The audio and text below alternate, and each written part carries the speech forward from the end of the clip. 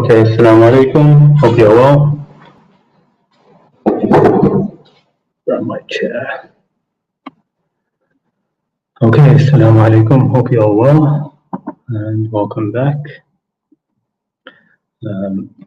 Try to do a quick Q&A. I remember last time we did a Q&A session. There were quite a few people actually in the background, backstage, I didn't get to. And I wanted to do another one a few days later just to catch those people, but didn't get around to it. And since then, I've been busy with quite a few other things. And as some of you have probably seen, I was trying to get also that part 2 video out. Had some audio problems with it, but eventually got it done. Audio, I couldn't clear it up as much as I wanted, but anyway, it's done. Have a listen when you can, I suppose, if you haven't already. I can see some of the people we have here in the chat already there. This account, of course, I can't say that's your name. And Assalamu alaikum, we have Amina. Amina, to see you. And Iron Man. And Assalamu alaikum, O.H. I think I saw you backstage, but it was saying your thing wasn't connected, your audio wasn't connected. Right now, there's nobody backstage, by the way. So if anybody wants to come on, feel free. From the chat, did anybody else actually get to listen to that video? I mean, I put it up as a premiere, so while it was on, I was actually there, and there was we had a chat going on at the same time. I'm not sure if I'll do it that way again, because I think maybe it's a bit of a distraction, isn't it? I think those work when it's like a premiere for something which is maybe like supposed to be entertaining. So, people in the chat can chat together about it, some jokes, etc. But for something which is supposed to be,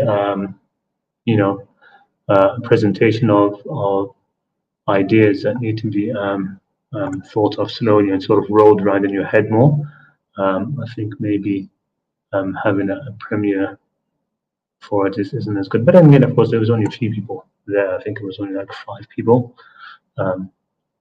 So I don't know. I'll think about it. Usually, if it's a long video like that, I will not be available to be online at the same time while it's premiering. So we'll see. Maybe I'll do it anyway. Maybe not. We'll see. Assalamu alaikum, Adriana. To see you. She was there. And Graduina. And I don't know exactly how we're supposed to pronounce one. I think one, right? One Park. Please define Salat as it truly is in actuality. What is it? What is one doing in Salah? So Salah is, of course, one of the things which is brought up a lot against Qur'anists, as if, without Salah, there's no way, just the fact that we have to do Salah and it's not described how to do it in the Qur'an, that means, we need something else other than the Qur'an. Salah is basically, I know there's people that look into it and I think there's a lot of overthinking when it comes to it. Salah is in the end just the ritual of Salah. It's a ritualistic prayer, but how you do it is not important, right? The actual the steps of how we do it is not important. When it comes to Salah, and I'm going to do in one of these reaction videos, it's going to be shorter. I think the rest will be shorter and they'll be dedicated to little points, because the main argument has been dealt with, I think. the whole idea that the Sunnah is more powerful than the Quran, ontologically or hermeneutically or whatever you want to say. The main part is about that has been dealt with, but there are other parts that he brings up. That he says in one of the parts, the Quran commands us to pray, but doesn't tell us how to pray, right? And he brings up the chopping of the hands as well. The Quran doesn't tell us, without the Quran, we wouldn't know what to do, and all of this kind of stuff. So there'll be a separate one, I think, maybe just about Salah. But basically, when it comes to Salah, you don't have to pray the traditional prayer. You don't have to pray the way the Prophet prayed, right? You can pray. I mean, the closest Salah to the traditional Salah, just to make this sort of like this concept easier to grasp, the closest Salah is a Salah which the Orthodox Jews do, right? The Orthodox Jews have a Salah. They do sujood in it. They do ruku' in it, right? And the words that they say, there's nothing in it which is shirk, right? There's nothing which is polytheistic or calling on others than God, etc., right? So you could, as a Muslim, right, you could potentially just do exactly the Salah that the Jews do, right, and it'd be fine. Okay, there's nothing wrong. They also do 3 times a day, right? They have 3 prayers during the day, which is what's mentioned in the Quran. But even the prayer times, right? Prayer times. If you notice the verses, they're directed straight at the Prophet, right? Aqim as-salah, it's in the first person addressed to him, for everybody else, just for the faithful, it says أقيموا الصلاة إن الصلاة كانت على المؤمنين كتابا موقوتا. Truly, salah is upon the mu'mineen, upon the faithful, kitaban mawquta. Kitaban here means like a prescription, something they prescribe, right? You know how like a doctor will write something for you, right? You say a doctor wrote this medicine for me. It's a prescription. What does it mean, write? Yeah, it's kitab, right? Wrote this form, right? It's just like kutiba alaykumul qital, fighting has been prescribed for you. Kutiba alaykumul as-siyam, fasting has been prescribed to you, right? And so it's on the faithful, salah is a kitabun mawquta, right? So it's something which is done at regular times, mawquta, at certain times. It كانت على المؤمنين كتابا موقوتا. It's done regularly, right? And generally, in the Abrahamic faiths, right? It's in 3 general time periods. 3 general time periods. Okay, there's the morning, basically, and afternoon, right? And then there's an evening or night prayer before you go to sleep. Okay, but the point is, it's supposed to be regular. The thing about Salah, okay, so it doesn't have to have, for example, Fatiha. Don't think that if you don't recite Fatiha in your Salah, God is going to reject your Salah, right? It doesn't have to have ruku', sujood. It doesn't have to have any of that, right? And every nation, every people have some form of ritual Salah, right? Every people who have any kind of religion, they have a ritual Salah, right? It's something that they do to remember, okay, to remember. It's a ritual. And the way the Quran is set up for Salah, when it talks about what God expects from Salah, it can be achieved using the outward format of pretty much any people, right? The rituals that anybody has can be done. If you have, for example, a old, like an old Englishman, 75 years old, who, all his life has been going to church and mass, and that has been his Salah. That's how he does his Salah, and he becomes Muslim, right? And then suddenly you tell him, okay, you're not, to be a Muslim, you have to do this strange Salah. It's completely alien to him, the Middle Eastern Salah of getting on the floor and bow and sujood and ruku and doing all of that.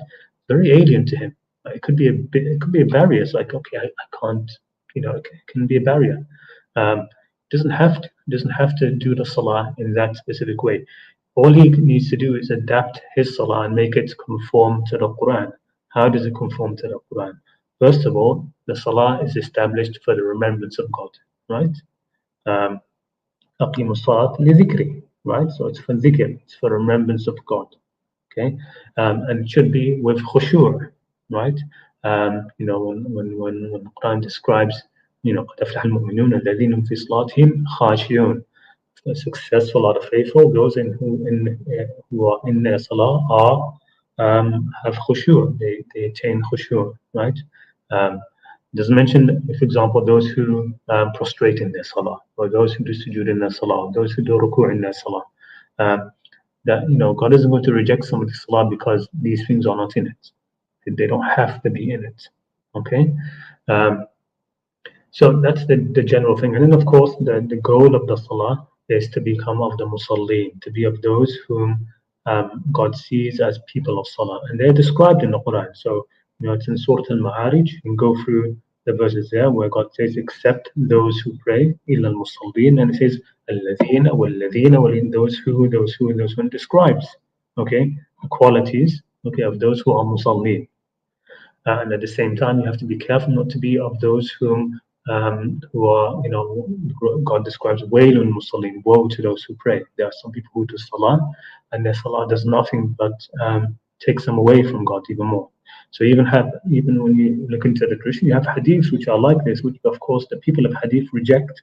They call these narrations da'if, and there are many, by the way, hadith which are the Ahlul Hadith would declare weak, but they are true because you can see that they are taken from the Quran. So, inna salata tanha anil fahsha'i wal munkar. Real salah, it prevents one. Okay, it prevents one. Tanha means basically to discourage. So it discourages you from fahsha and munkar, from these two things. Okay, fahsha and munkar. Fahsha is indecencies, right? Munkar is anything which is, you look at it and it will just make your face, screw your face because it's just an open evil, something you see and it's ugly, right? Fahsha and munkar. It discourages from that. So, the Prophet said, whoever salah does not discourage him from fahsha and munkar, he's only increasing in distance from God. Salah is only increasing them in distance from God. So, for example, a Buddhist person or a Japanese person converts to Islam and then just continues with the ritual that they already have for Salah, but makes it so that it's the remembrance in it is for God alone. Okay, has khushu' in it, becomes of those who are musallin. Somebody who prays like that is better than somebody who prays exactly like the Prophet prayed, but does not have any of these things which the Quran does speak about when it comes to Salah. Because there is a lot in the Quran about Salah, right? Those things are more important. That's Salah in God's eyes.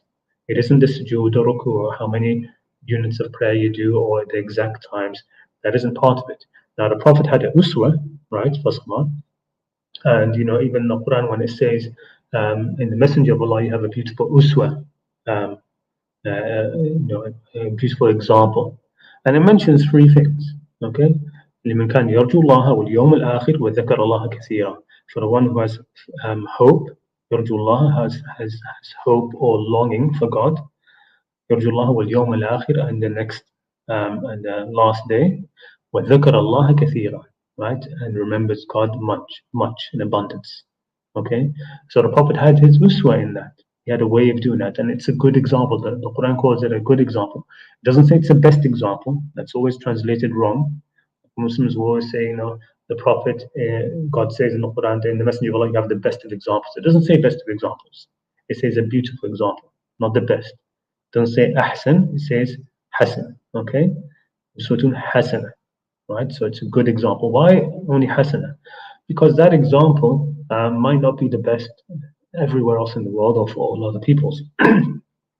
It isn't that the whole world has to end up praying the way the Prophet prayed. It's sort of like the Abrahamic way of praying, the more Middle Eastern Abrahamic way. The whole world doesn't have to have that kind of salah in that in those ways, right?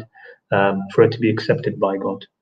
And then, okay, if you want to narrow it down and find, okay, how did the Prophet actually pray? Okay, yes, there are hints in the Quran, okay, but it's not going to be there. You want to know how the Prophet prayed? It really is in sort of like the lived tradition, which almost got sidelined, by the way. It isn't that the lived tradition can't be lost or distorted. It can be, right? So I'm sympathetic with those who say the salah has been distorted, right? It's the salah we have now is not the salah, but it's a big stretch, right? It did start to be distorted, but it was brought back, right? It wasn't. It's like having a lots. It was too widespread to be completely lost, I think, right? So parts of it were lost in certain regions. I'll mention this in that video when we talk about salah. Like, for example, the takbir was lost. Like the takbir, like now how Muslims say Allahu Akbar, right? When they prostrate, when they go up, when they go down to sujood, when you do all of that, every movement, you say Allahu Akbar. That part had been lost in lots of places, right? It was lost in Basra, and it was lost in all of these other places. But it was brought back, all right? But that's how quickly things can be lost. Even now, the Muslims are divided as to whether you recite Al-Fatiha or not, okay? Because in the end, people follow the rulers. If the rulers lose something or stop doing something, everybody follows. In Morocco, it's a Maliki country, and for centuries, people have been praying with their hands on their side, right? Hands on their side. That's a Maliki madhab, right? And scholars will argue with the ulama there and they will argue back and forth with other madhabs, which is the best way to pray, with the hand side, as if it matters, right? It's completely useless. But with the hands on the side or folded, right? But the Malikis stuck to that, and all of Morocco stuck to that for all of these centuries, hands on the side. Then comes Hassan al-Thani, the father of the current king of Morocco, and he decides to pray with his hands folded. And within just like a decade or something, everybody in mosques is praying with their hands folded, right? People just follow that's what happens. People who know about how countries like Indonesia became Muslim, the naive view is that it was traders, Muslim traders, and they converted the whole of that in those areas by their good character and their honesty in trade. And no, that's a fantasy. Those places became Muslim because the rulers became Muslim. When the rulers became Muslim, the people followed. Right? People were practically, worship the leaders and the rulers. That's how those countries, Malaysia, Indonesia, they became Muslim, mostly because the leaders became Muslim. And even now, Saudi Arabia, right? The scholars over there, right? For like 10, 20 years, people are arguing them against the extremism, against hadiths, against all of that, right? Argue, evidence after evidence, verse after verse. It didn't matter, right? When Muhammad bin Salman said that we shouldn't take Sahih hadith, we should only rely on the mutawatir, on the mass transmitted, straight away they all changed, right? The next day, right? You have somebody, even one person, and when Muhammad bin Salman criticized that period of Saudi Arabia's involvement in Islam, and said that was a period where unfortunately extremism was being promoted, and we want to do away with that. Straight away they all changed, right? You had one person, poor guy, he got up basically on national TV and saying that he made Tawbah straight away, right? I make Tawbah from all of the extremism that I promoted, and I say that I am now on the religion of Muhammad bin Salman. That's exactly how he said it. I am on the religion of Muhammad bin Salman.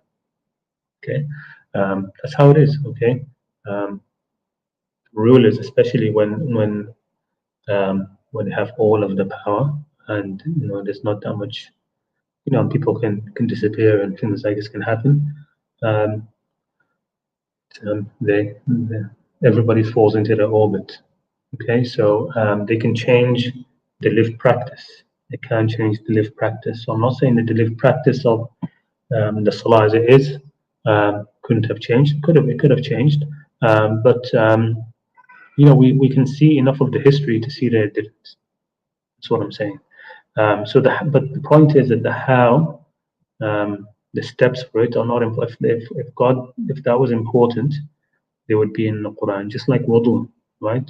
The wudu is there. How to do wudu is there, right? It's not because God was incapable of describing how to do salah in the Quran, right? It's because how to do it is not important. It's just that simple. The story of Musa is repeated how many times in the Quran, right? Um, and it's not like the Quran had a word count, but let's say it had a word count.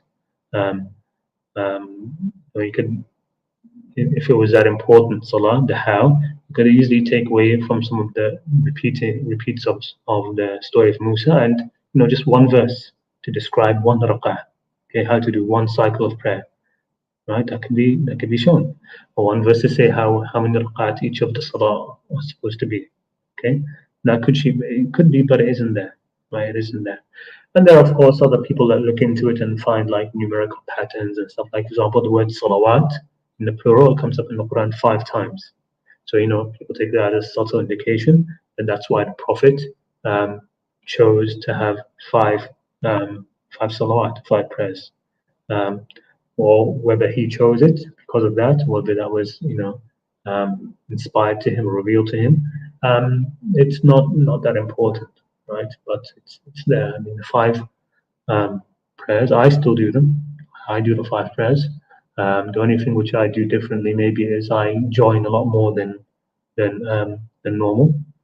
Okay, so if it's going to make my day easier, if I have somewhere to be, or if work, things like this, then I'll combine Dhuhr and Asr and pray them together, or Maghrib and Isha, right? And that's even fine within the Maliki Madhab, which I used to be. That's mainly what I used to be, right? Even though I didn't go deeply into it. But in the Maliki Madhab, you can join the prayers very easily. Right? You don't have to have some big reason to do so. So that's what I could say about Salah. Is there any other thing about that specifically you want me to go into? Was it who asked? Scroll back up. Oh, and we have Ayman. I'll bring Ayman there. Ayman, for example, has a very he has his own take on Salah. So you might want to listen to him. Let me bring him on, and he can explain. Because his what he says about Salah, right, is like like the purpose of Salah. A lot of the purpose behind Salah, and reasons for it there. I would just differ in that I still think an actual physical ritual is also part of it. It doesn't have to be, like I said, have all of these movements or things. It can just be even a meditation, right? Just sitting in a place and meditating and contemplating as a salah. That is fine as well. And bring him on. Assalamu alaikum, Ayman. You're muted, by the way, right now. Wa alaikum salam. Can you hear me? Yes, I can hear you. How are you doing? Okay, that's good. Alhamdulillah, I'm doing good. How about you? Yeah, I'm good. I'm doing fine, thanks. Okay. Well, yeah, today I just wanted to discuss chapter 84, verse 21, if you don't mind. Yes, of course, go ahead. Okay, well, it reads like this, and when the Quran is recited to them, they do not do sujood. Now, I think about a week ago, I was in this app called Clubhouse. I don't know whether you've heard of it. Yeah, I've heard of it. Yeah. Well, I was there, and there was Quran-only people discussing the word sujood. Some of these Quran-only followers, they were thinking that sujood was a physical prostration, and then there were others who were thinking it isn't a physical prostration. And I think they were debating for about half an hour, and it got a little bit heated. And people started swearing as well at each other, yeah, because everybody, unfortunately, wanted to say a piece of their mind, yeah, give everyone their thoughts on the word sujood. So, alhamdulillah, they invited me onto the stage, and I presented this ayah, which is chapter 84, verse 21. Because as we all know, there are many Muslims who believe that sujood is a physical prostration. And I unfortunately beg to differ. And they also believe that we got to do a physical prostration in this so-called ritual prayer.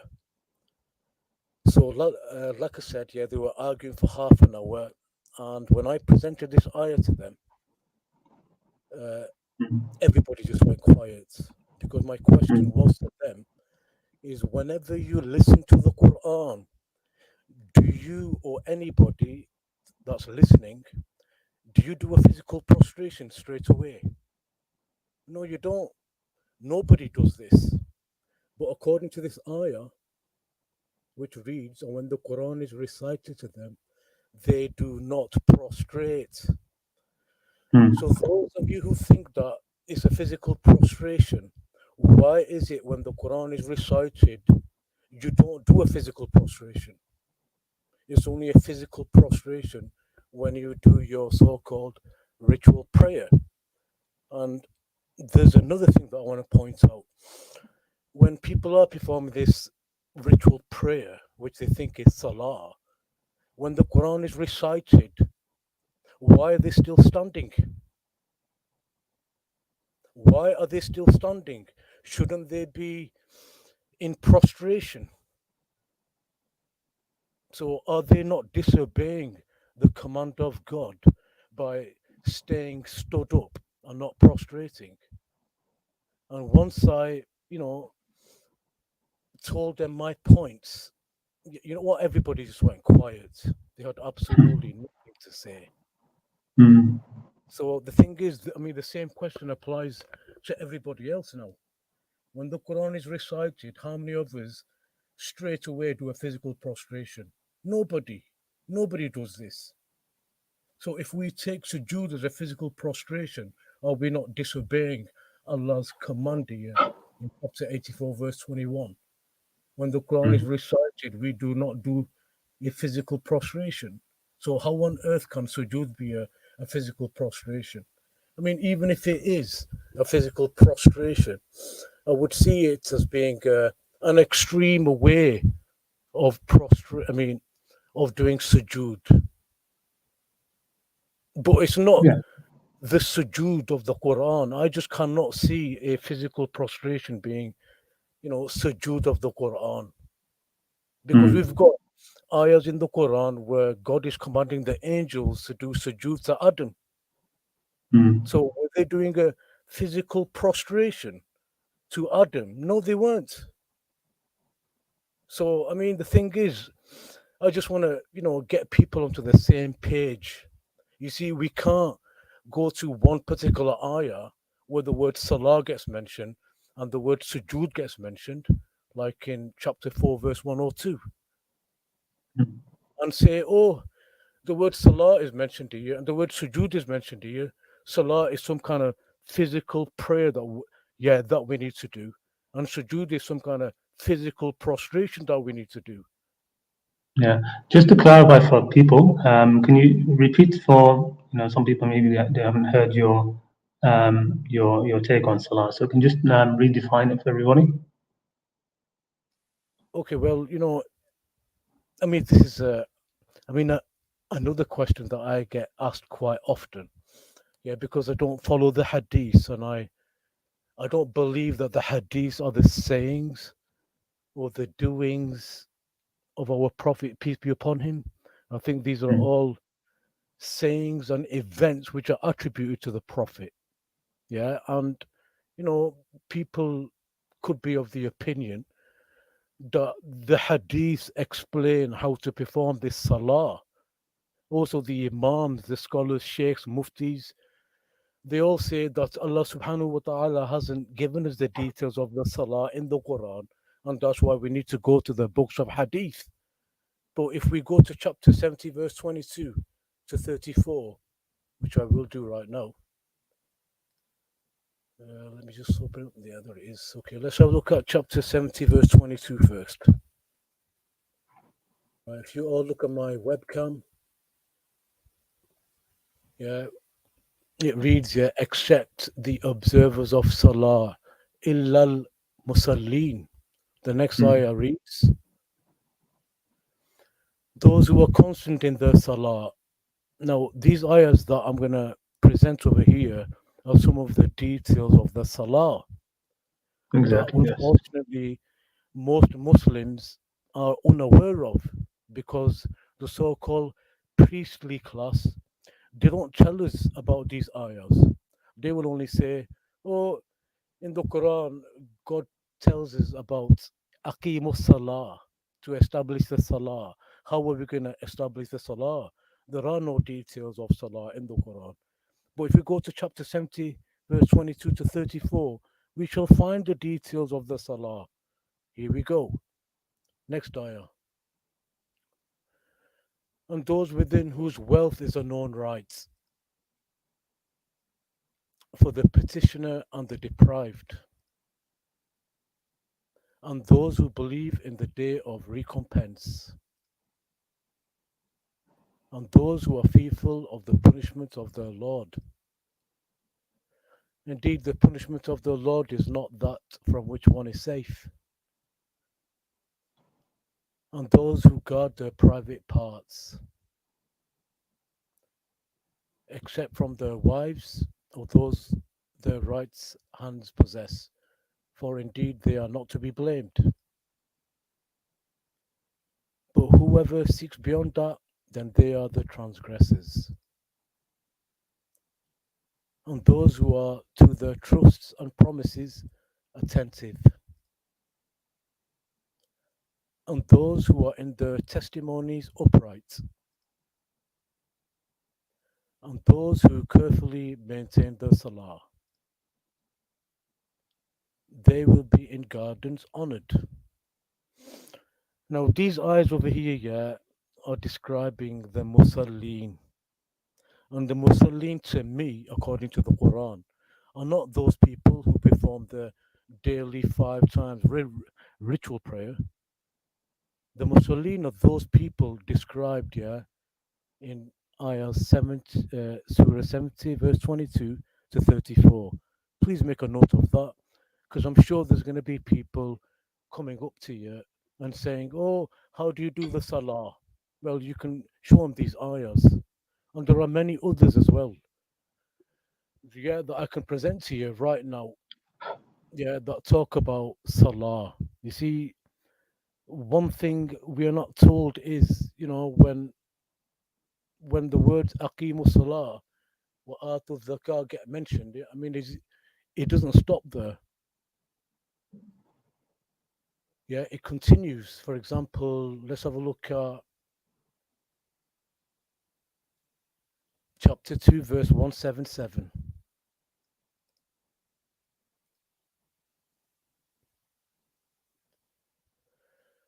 Okay, it says here, righteousness is not that you turn your faces towards the east or the west, but righteousness is in one who believes in Allah, the last day, the angels, the book, and the prophets, and gives wealth in spite of love for it to relatives, orphans, the needy, the traveler, those who ask for help, and for freeing slaves, and who establishes Salah and gives Zakah. And I think it's going to be under, I've got to have Waqamu Salah wa Atu Zakah wal Mawfun, I think. الموفون بعهدهم. Yeah.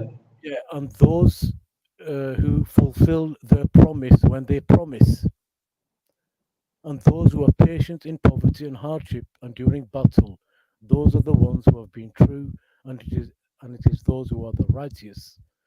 So, I mean, for example, this ayah, when we look at the words establish salah and give zakah, I mean, it doesn't end there. It continues, and it says, and those who fulfill their promise when they promise, which also matches the ayah that I mentioned previously. Yeah, but there are other verses which have that phrase "aqimu الصلاة وآتوا الزكاة," and either basically stop, right, or add just one other thing, or some other issue. What I'd be interested to know from you, because we've had this before. is, you see, like for example, you mentioned the one of the Quran, وَإِذَا قُرِئَ عَلَيْهِمُ الْقُرْآنُ لَا يَسْجُدُونَ, right? وَإِذَا قُرِئَ عَلَيْهِمُ الْقُرْآنُ لَا يَسْجُدُونَ. Yes? So when the Quran is recited to them, they don't prostrate. Yeah. So how do you combine that with like for example your idea of salah and your idea of sujood seems to be pretty much the same. Is that right? No, sujood to me isn't a physical prostration. Sujood to me is someone who submits to the laws of God. Yeah, I know, and I think you mentioned last time, salah is basically the same. I mean, no, I know you've mentioned here what the musallin are, and I perfectly agree with that, right? The description of the musallin is that. I'm just, for me, for example, somebody who prays 5 times a day, right? And that leads them to be of the musallin. That has to lead them to be of the musallin, right? The remembrance and the zikr and what you do in salah, right? Aqimu salat min zikri, for my remembrance. That leads to all of those things, right? So when God says illa musalli, except those who are in salah, and then describes those things, right? It's because they have established salah for the remembrance of God, and so that leads them to take on those qualities, those characteristics, right? Somebody who doesn't establish salah, even if they pray 5 times a day, somebody might not establish the salah for the remembrance of God. So they will never will never lead to those qualities or characteristics. They won't be of the Muslim, right? But what I'm saying is that I think last time, if I remember, correct me if I'm wrong, but when you were presenting, you had a very nice presentation. I forget which stream it was in about salah, and you were saying that ultimately it means you were taking it from, I think, the birds, right? You're saying how the birds they fly in formation, right? How the birds fly in formation, and it's about that. The idea of salah, you were saying, is that kind of like going in formation and submitting to God, right? Yeah. Well, was that how it was, right? Yeah, that's right. I did present the Salah of the birds. Yeah.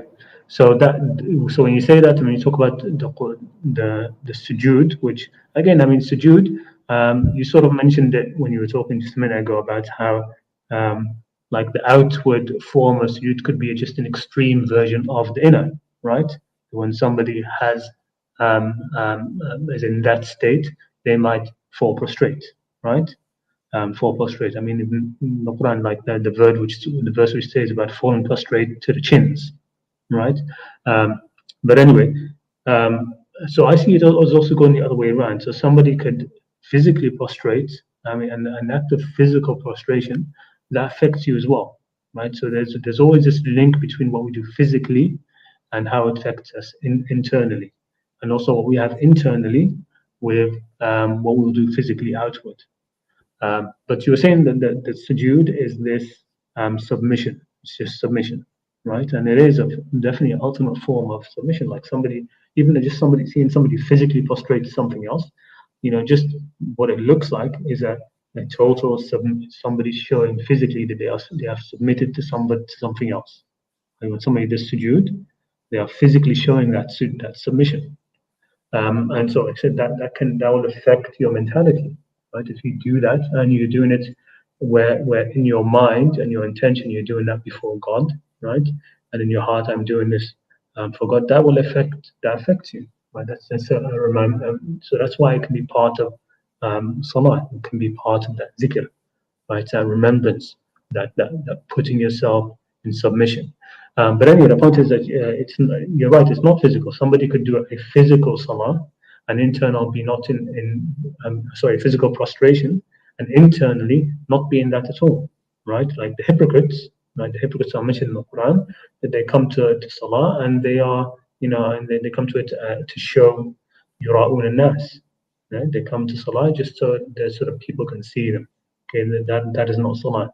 And it talks about the video which I did about wailun Muslim, woe to those who pray, right?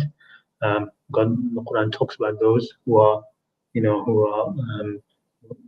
their salah is lamentable, and it will just be a source of woe for them, because it's not a salah which in God's sight makes you of the musallin, makes you something opposite. But anyway, submission, the idea of submission is sujood, and your idea of sujood has been non-physical, and the salah has been non-physical. They seem just very, very similar. So how do you distinguish between them?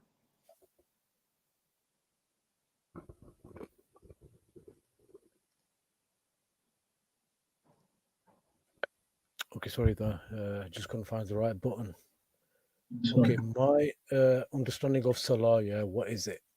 Right, concept of salah, a system of social care and justice, connecting the members of the community with each other on a route to overcoming tyranny. Now, why overcoming tyranny? Tyranny, bro, getting rid of the tyrannical rulers. Well, but why is that part of the definition of salah? Okay, I can give you the reason for that. If we look at chapter 21, verse 73. Yeah, you can bring it on, right? Yeah, I'm gonna just made a little mistake there. Let's do it. How is the app going, by the way? The app that you were 21 developing.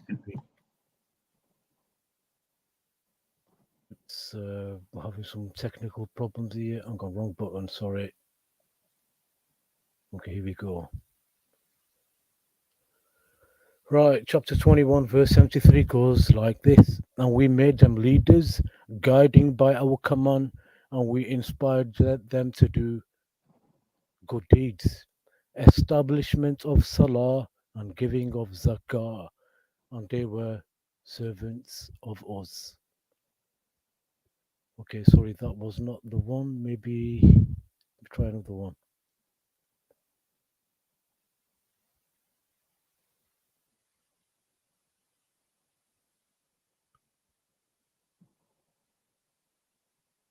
$22.41. Let's look at that one. And they are those who, if we give them authority in the land, establish salah and give zakah and enjoin what is right and forbid what is wrong, and to Allah belongs the outcome of all matters. So, brother, when we have tyrants ruling over us, they are not going to enjoin good and forbid evil. They're going to encourage evil. Whereas the Quranic salah encourages people to do what is right and forbid what is wrong. And it's I see that, but for example, like here in this verse, like if you take this verse and you're taking basically the last part, encouraging of good, and the discouraging of evil, right? And you're linking that back to salah. So, for example, why don't you link it back to zakat? Why can't that be part of zakat, of the definition of zakat? Because of this verse is, and even in the same thing, we'll go to the other verses where it says aqimu salah wa atu zakat, and then there's other things which come after that phrase, which are in the verse, and you say that they are part of the definition of salah. But why part of the definition of salah and not the definition of zakat instead? Well, salah and zakah, they go hand in hand. I mean, to me, zakah isn't giving 2.5% of your wealth every year. Zakah is definitely not. Yes, growth. It is growth of the community, a spiritual kind of growth, where we purify ourselves with good actions and getting rid of the bad actions. That's what, to me, zakah is. So salah is us people connecting together, and there's zakah as well, which is encouragement of growth, spiritual growth, purity. And it just doesn't stop there. I mean, also forbidding what is wrong and encouraging what is right is also a part of salah. So that's part of zakat as well. Yeah, giving a truthful testimony is also part of salah. Yeah, so here, for example, you're saying that encouraging of good and discouraging of evil, it's part of the definition of zakat and the definition of salah. Yeah, yeah, it That's is. right. It's part Okay. of it. Yeah. Yeah. Okay. Here, there's a question here. I don't know if you've seen it in the chat. So this is a question, of course, and it's a legitimate question. Of course, people will ask this for you. If salah is not a physical prayer, then what about washing before salah? Well, So when he's it says referring to chapter 5, either verse 6. Yeah. Well, yeah. my understanding is, the people who have translated the Arabic into whatever language, they've had a ritual bias, hadith bias. So when they've translated that, it's going to appear that it's got something to do with washing your hands up to the elbows, washing your face, etc., etc. But if somebody looks at the root words, there are alternative meanings. And if somebody really wants to know about the Salah, somebody that I know who's got a YouTube channel, he's called, I think it's Al Moses PhD, which I will write into the chat. He's done a great video to do with chapter 5, verse 6. And his understanding is it has got nothing to do with a physical washing of body parts. It's more to do with the mental cleansing of the mind. I do encourage people to watch the video to get a So better what about, for understanding. example, for example, the washing before salah, that before prayers, ritual prayers, that the previous, like the previous, like the Jews do, for example. That's what is reported in the Gospels. Jesus did, you know, because, and of course, the Quran says it confirms those who came before, and the previous scriptures. It's a muhaymin upon them, and it confirms them, right? So, what would you say about that? And also how the Jews are praised in the Quran for their salah, right? And of course they have ritual salah as well. So what would you say about that? Well, if you're referring to the Bible, according to my understanding and my research, the Bible may have been written in the 15th century, the 15th, 16th century. Yeah, 15th, and 16th I century. But know I mean, we have like, what about the Dead Sea Scrolls? And there's so much archaeological evidence and old manuscripts that come before that. You don't see I them as being. personally think it's all lies, Khalid. Mm, I think history, has been rewritten. Yeah, and the history that we've been told about, since school days, is all a lie. And if anybody mm. wants to research this, I do encourage you to watch some videos. Uh, Let me find the videos are made by. Yeah, oops, sorry.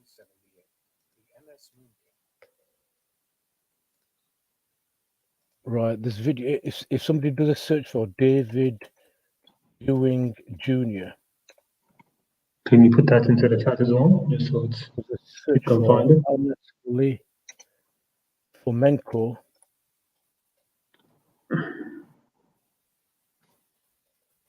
David Ewing Jr. David Ewing Jr., and he refers to the books of Anatoly Fomenko. Now, this individual called Anatoly Fomenko, he was a Russian, he's a Russian professor, and he's researched history, and he's looked at all these so-called manuscripts from the past, and according to him, they're all forgeries. So everything that we've got, I mean, there is no manuscript that goes back before the 10th or 11th century. Everything that we've been presented is all after the 10th and 11th century. So the Dead Sea Scrolls, I don't know, I think it may be a forgery. But that's a Because difficult. That's anything, yeah, that the government, the media, historians, especially the majority of them, scientists are going to present to us, yeah, it's all going to be lies. I mean, think I about it. I for mean, example, this. 9/11, Let me nine just ask eleven. something. Yeah, I'm I going to know. yeah, I, nine I, I, eleven. During, I mean, we have lived during, 9/11. And what do you think the historians are going to be writing? And yeah, when what are people going to read 200 years from? Yeah, yeah, from now. Yeah, they're going to read there was 19 Arab hijackers, yeah, who crashed planes into, the Twin Towers and the Pentagon. This is what history is going to write. So anyone who comes with an alternative view, yeah, I mean, his view is going to be, just brushed away. Yeah, it's going to be mm. treated as a conspiracy theory. And I'd just like to point out to everyone, yeah, that the history that we've been taught is all lies. Just like the history in the hadith is a lie. But I the mean, issue, what you mentioned prove. here about this David Ewing Jr. Yeah, Because it seems, it's a very big claim, right, to say that all of the New Testament, the Bible, all of these minds, all of that is just forgery, um, and it could, you could extend that all the way up to the Quran, right? If this same person were to use the same reasoning which he has from the biblical scriptures and the manuscripts in this. What is stopping him from doing the same with the Quran? Right? What's of him saying, for example, that the Quran is all forged in the, I don't know, 17th century or whatever. Especially seeing that at least in when it comes to the Quran, we actually have in terms of the history, the historical accounts at least, which again maybe he would use, maybe he would not, but we have the whole debacle of how it was transmitted, right? Of how it was, that was basically Bakr and Umar that why did they send all of the memorizers to the battle? A lot of the memorizers to the battle of Yarmouk, and so many of them died. And then they got Zayd, who was the youngest of the who's the youngest of the scribes. He was a nobody before that, basically. People talk about him now like he was the prophet's number one scribe. He wasn't. Um, it was that situation, what happened afterwards, after the Prophet died, that elevated him. And Abu Bakr really, Umar only chose him because he was from Hos and also pro Quraysh. And anyway, and there's also the whole, for the more conspiracy theories that you have Zayd that he used to learn. He learned used to play with the Jewish boys. There's this stigma about him that he could be a Jewish agent or something like that. And that he was the one who collected the Quran for Abu Bakr. And then for 10 years, it was basically nothing happened with it. They didn't make any copies, didn't show it to the rest of the companions, didn't do anything with it, right? So all the way until Abu Bakr died, and then it was given to Umar, and then Umar kept it, did nothing with it as well. And all the while the Ummah is expanding, right? There's all of these conquests, and then he dies and leaves it with his daughter, right?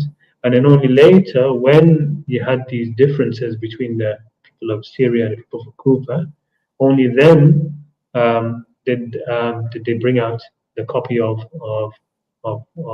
Zayd and make copies of it. And those copies, we don't even have them anymore. They were lost straight away, right? And they weren't even perfect copies. There were discrepancies between them. They were sent. We don't even know how many were written. The tradition doesn't know. We sort of know now because of the excellent work that's been done by people like Marin Van Bhutan and Haytham Sidki. We know that there's almost certainly there were four, right, that were sent out. If you take that view, I have a different, slightly altered view from what they have. But then, of course, that Uthman is reported to have burnt all the other on the other copies commanded or anything different from it to be burnt. And so, which I don't accept. I think that that didn't happen. That maybe the Uthman, maybe he commanded that, but there's no evidence that anybody actually listened to him, right? And then, of course, he was overthrown. And then you even have the whole debacle of Hajjaj bin Yusuf, one of the biggest tyrants. There's even, Ibn Abi Dawood, the son of Abu Dawood, the hadith collector. He has a whole book about Kitab al-Masahif. It's called the book of the manuscripts of the Quran, or etc. And he has a whole chapters about what Hajjaj bin Yusuf changed in the Quran. There's even this. I don't know if you've heard of Shoemaker, Michael Shoemaker. I forget the full name. Sorry. Let me see. Do I have it here? Wasn't he? Yeah, sounds. No. Sounds, yeah, definitely. He sounds like that, right? Exactly. He sounds like Michael Schumacher, the F1 driver. But no, not him. There's somebody who's involved in Qur'anic studies. Let me see, do I have it here? I'm sure I have it on this laptop because I was trying to read through it. Just give me a second. What was it? It was called Making of the Quran or something like that. He does a historical analysis and all the rest of it, and he says his conclusion. Wait a minute, maybe it's in this folder.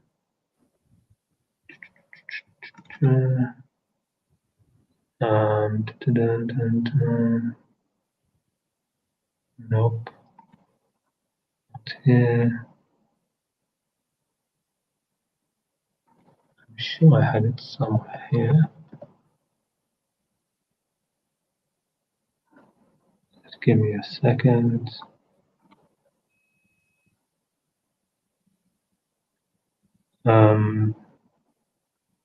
Okay, maybe I don't have it. Maybe I should have just searched it on thing. But basically, he has a book about the Quran, and his conclusion is that the person who standardized the Quran was Abdul Malik, right? He says that, which I agree, that Uthman didn't really have the power to standardize the Quran, because of course the Quran was certainly standardized. That's why we have all of the most of the manuscripts are similar, or pretty much the same, identical, except for the palisabs, right? But he says that Uthman didn't have the power to do that. The one who did have the power to do that was that's called. It's called Creating the Quran by Stephen, not Michael.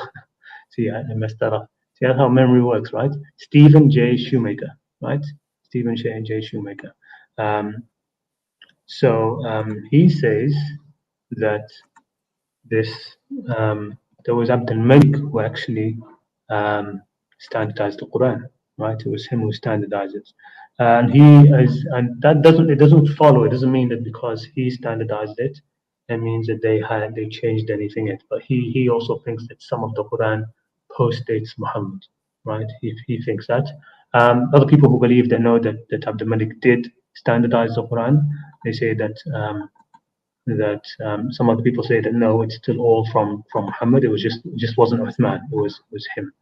But the point is, what I'm saying is that these kind of assertions, like the thing that you're saying about the Bible, it was all just put together. That makes more. I'll put the link in the chat for the book anyway. The whole example, it's much more that kind of idea of thinking. It's much more likely when it comes to the Quran than it is with the Bible. It's much more likely because the Quran, in the end, it came very soon after the Prophet's death. There was a caliphate. A caliphate that went after him, and you had caliphs and leaders and rulers that were in command of everything. Okay, of Uthman or Abdul Malik, these people ruled. They had power.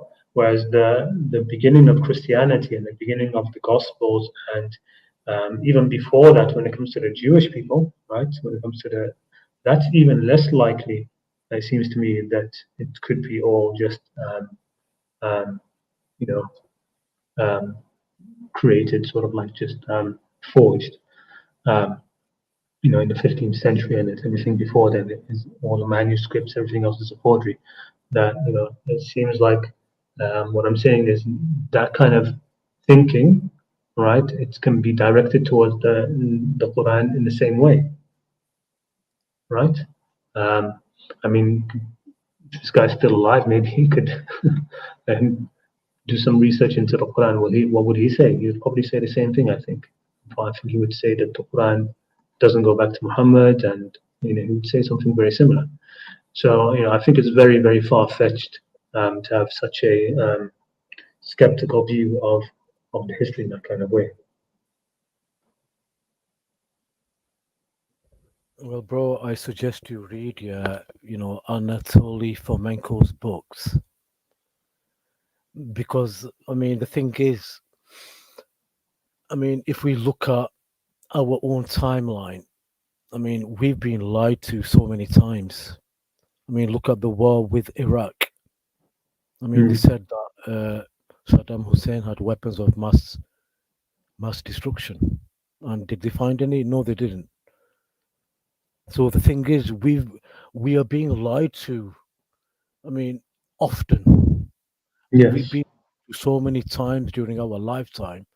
I mean, what are the chances that people in the past were also lied to? No, there's So 100. I think 100%.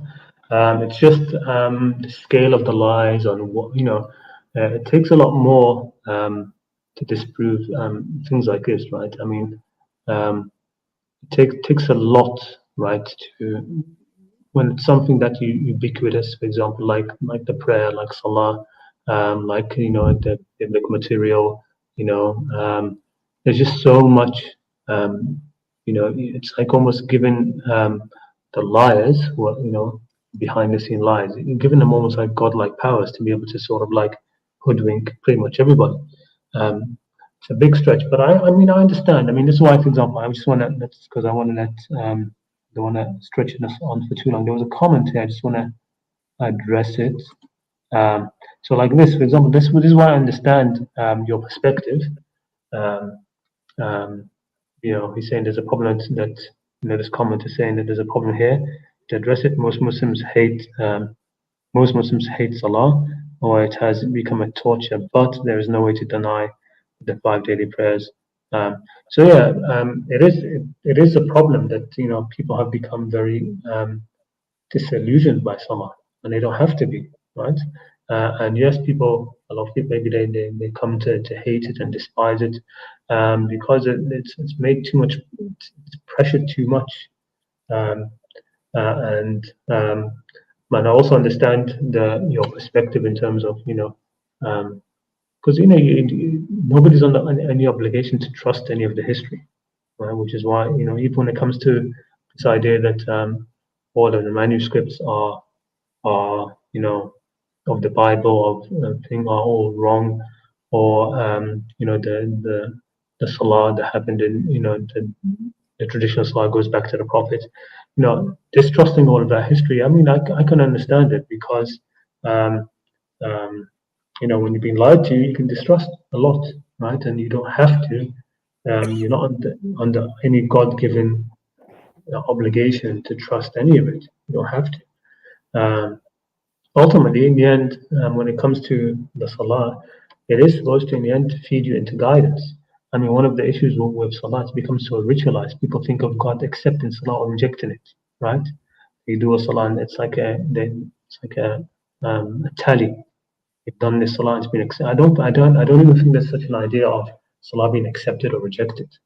Right? The Quran doesn't mention about people, God accepting salah or rejecting it. Um, it's like saying, it's like saying to me, it's like me saying to somebody, I reject your remembrance of me. It's meaningless, right? It doesn't mean you can't reject somebody's remembrance. The Quran talks about accepting or rejecting repentance, right? And that makes sense. Like somebody asks you for forgiveness or repents towards you, you can either accept that and forgive them or reject it.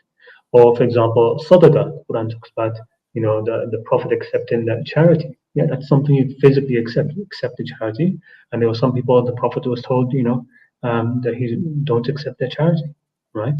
That their charity would not be accepted. But salah, salah is something, again from the traditional idea. It's a ritual sort of that you do. It's a remembrance, it's a form of remembrance. That can't be accepted or rejected, right? It's something that you've done, and it's supposed to have an effect. And the issue with salah, the reason why a lot of people hate it. I mean, I don't even know if it's most people. A lot of people, I know a lot of people that enjoy it. It comes back down to being shown the wrong way. It's being um, the the spirit of salah is not there.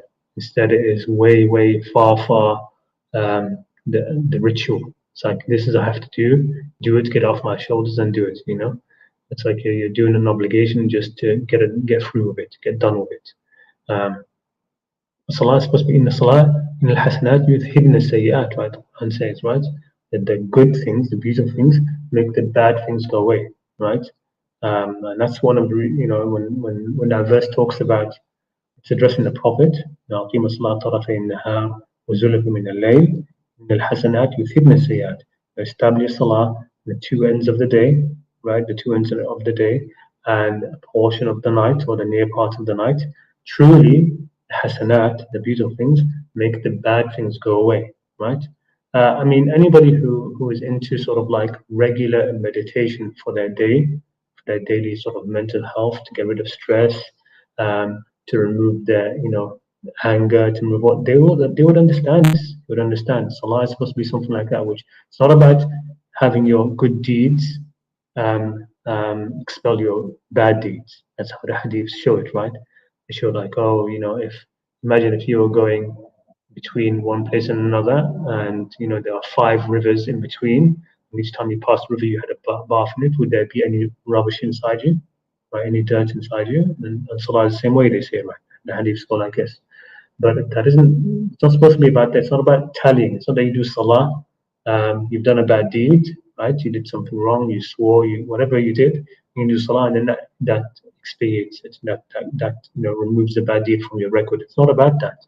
It's about what made you swear, what made you do that bad deed, or what made the state that you were in there. Okay, when you do salah, it's supposed to relieve you of that. That's supposed to go, right? So you've been, you did your Dhuhr salah, right? And then you went and you're at work, and then you got frustrated, you got into an argument with somebody, you said this, that, then afterwards, in a heated argument, you said some really bad things to them. Maybe you had a fight physically or not physically, then afterwards you backbited the person, then you did it, and then you've worked yourself up into a sort of an evil state. Sayyi'at. You become internally ugly, right? And then what do? You come to salah and remember God, right? It's a hasana, right? A remembrance of God, and it takes away that. It will reset you away from that. It will take you, it will remove that badness, bad state, that bad mentality, that bad, whatever you carried in your heart. Because of that, you do salah, you remember God, you remember the hereafter. Remember that you're supposed to be a human being, that you're only here for a short time, you're in this world for a test. That's why in the traditional salah you have salah, you have ayat of the Qur'an that you recite to remind yourself, okay, of these things, right? And why a lot of the short surahs, they have these reminders. If you backbited somebody after Dhuhr, right, then Asr you recite the wailun likulli humazatin lumazah. That's woe to every person who the backbiting slanderer, the one who all of you can recite that, reminds you, takes you back that no, this is not how it's supposed to be. It removes that from you. Al-hasanat yudhibna sayyi'at. The good things make the bad things go away. Okay, the good about salah in that context of salah, it takes that away. And then you get up from your asr salah, you can go and actually maybe set things right. You go back, you apologize, maybe sorry, I got worked up, I was in a bad state, I'm sorry, etc. And the regular doing of that, it's a, as the Sufi would say, riyad al-nafs. It's exercise for the soul, right? It's I forget the actual word, how they usually translate those things in English, but it's that kind of like development of the soul, the alchemy of the soul, right? The alchemy of the soul, right? So, before these talk about alchemy as changing iron into gold, right? The real alchemy is changing iron, which is inside you, into gold, right? Um, so anyway, that's my take on salah. There is an issue when it comes to there's no way to deny the 5 daily prayers. All sects have the. I mean I agree that it's very difficult if you accept some amount of history to deny that. I mean, if you're completely skeptical uh, about the history, then of course you can, and I understand that position as well. Um, in the end, of course, all of this is supposed to lead, to higher virtues. The salah itself, أقيم الصلاة لذكري, establish salah for my dhikr, and why dhikr, واذكروا الله لعلكم تتقون, right? It's supposed to be in dhikr, so it will take you to taqwa. The salah itself is supposed to take you to taqwa. The cardinal virtue in the Quran is taqwa, and salah is one of the things supposed to lead to that. So as long as that remains the goal, I don't see a bigger issue. I mean, is it such a huge problem that people have become so distrustful of the history of narrations that deny the ritual salah as being historical back to the Prophet? It's only a problem depending on your frame.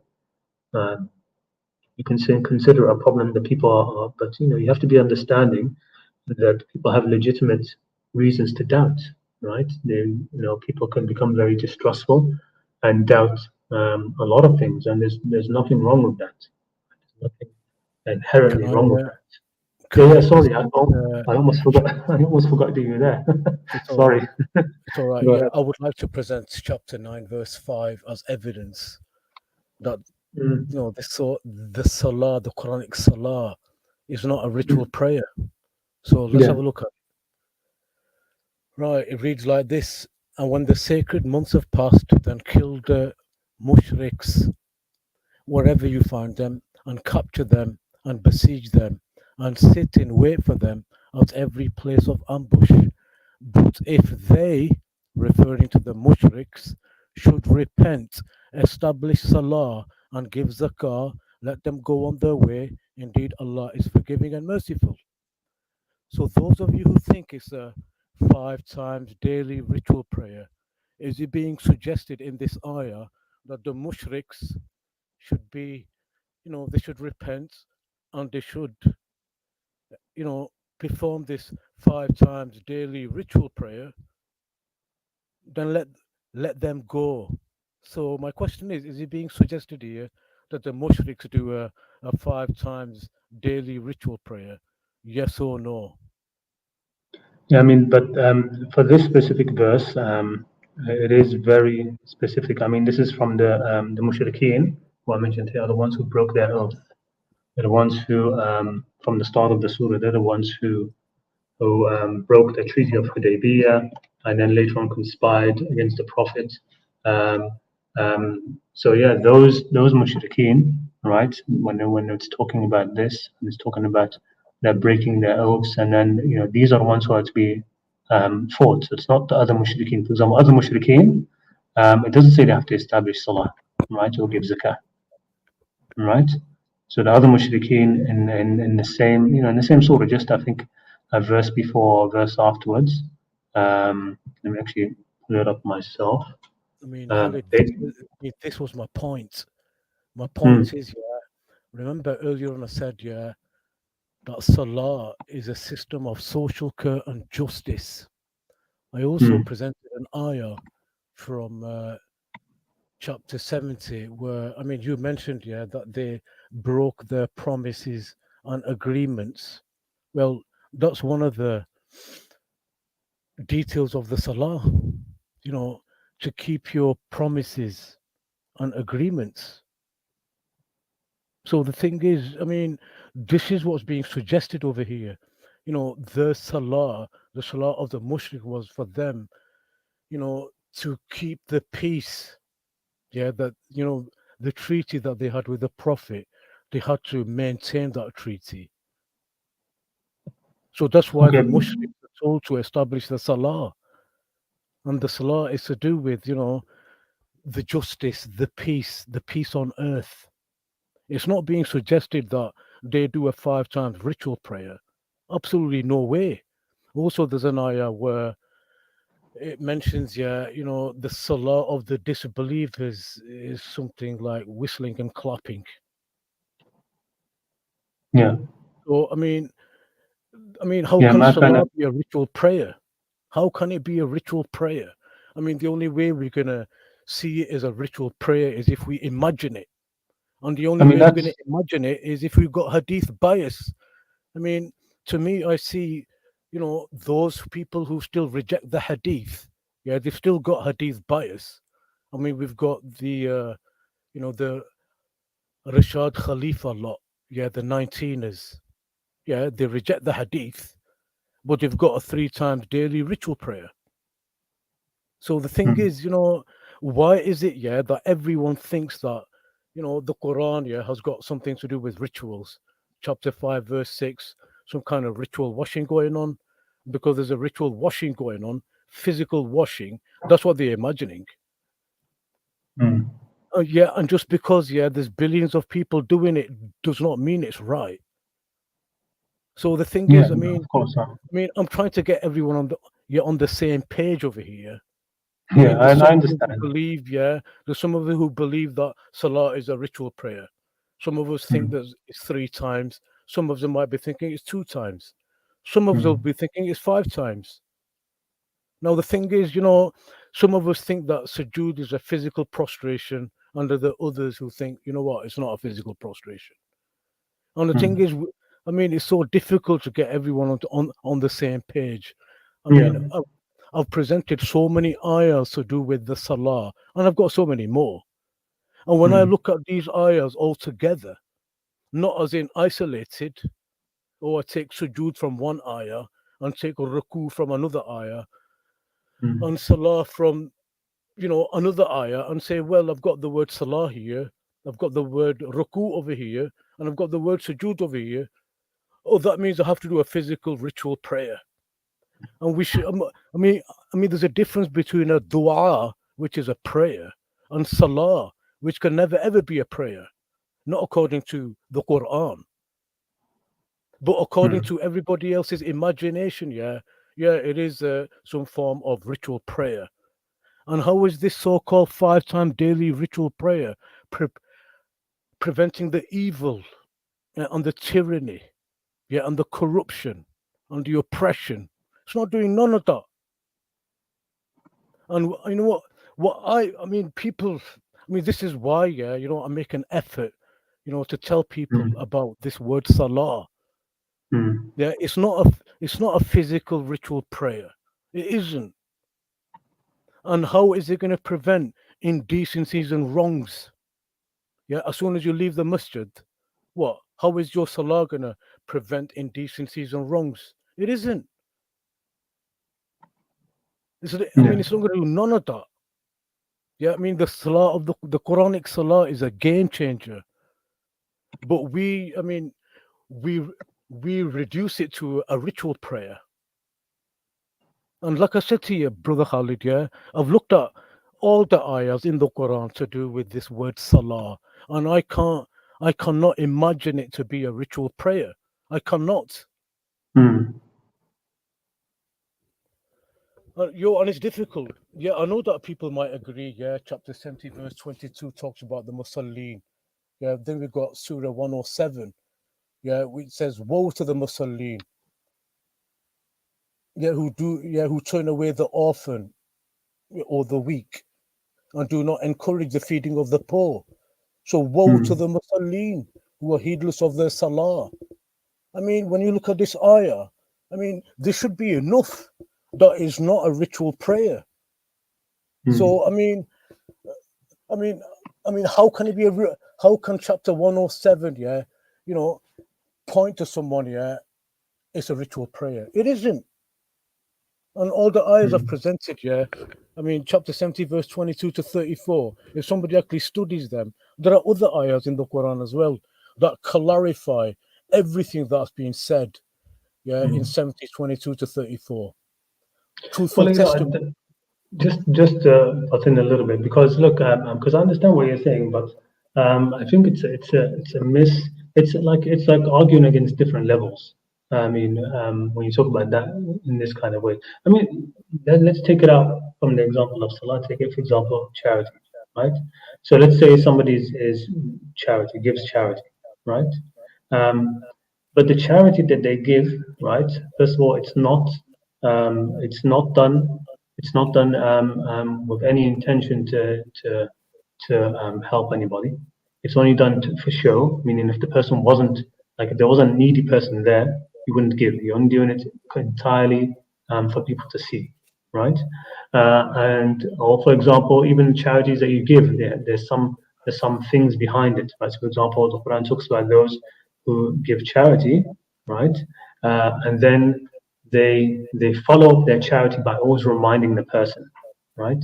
Or by harming the person. So you give somebody some charity, then for the rest of the year you remind them, didn't I give you this? Didn't I do this for you? Didn't I do that for you? Okay. So people like this, right? Would you call this person charitable? So no, nobody would call somebody like that charitable. That is not the real meaning of charity. So you could, if these kind of things were put in verses in the same way as Salah is, you might look at it and say, oh, charity is not about, giving money. It's not about giving anybody money. It's not about the physical act of giving anybody money. And yes, in a way, that will be right. Okay, it will be right. Somebody can be the most charitable person in the world and they hadn't given any money at all because they didn't have any money to give, but it was there in their heart, right? They were charitable inside. They could be in God's sight. That person could be a person who is charitable, even though they didn't have anything to give, right? They weren't able to express that. They weren't able to show that. They didn't have the money, okay, or didn't have the opportunity. Whereas somebody else could give a vast amount of charity, of wealth, of these kind of things. But in God's sight, he's not a charitable person at all. He's a miser, the complete miser. So I think I tend to see these discussions that we have about salah with you in the same sort of way, right? There is a physical component ritual to salah. I really think there is. It has a timely thing that you're supposed to do. But if it's empty, if it doesn't do the things which in God's sight is real salah, just like the person who gives money in charity, but in God's sight doesn't fulfill the real things about charity of being charitable, then it's not charity. It's not charity, right? Um, Same thing with fasting, right? You even have this like I mentioned it before. You have these narrations which are the same thing, right? They say the same thing.